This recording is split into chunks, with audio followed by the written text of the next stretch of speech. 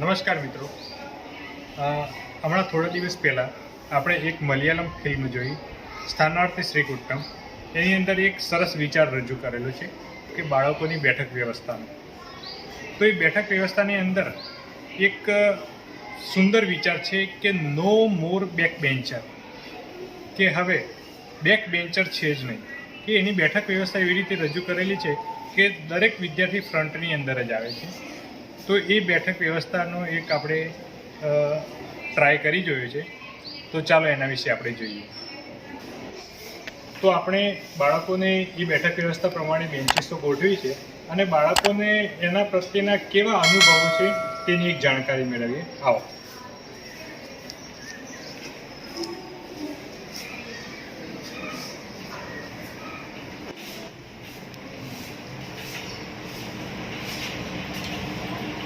તો આ પ્રમાણે આપણે બાળકોની બેઠક વ્યવસ્થા કરવી છે, બરાબર. તો આ પ્રમાણે આપણે બેન્ચીસો ગોઠવી છે, બરાબર. એ દરેક બાળક એ ફ્રન્ટમાં જ છે, નો મોર બેક બેન્ચ, બરાબર. હવે આપણે બાળકના અનુભવો લઈએ કે બેટા કેવું લાગે છે? ગમે છે? કમ્પ્લીટ દેખાય છે બોર્ડ ઉપર? નજીક આવો.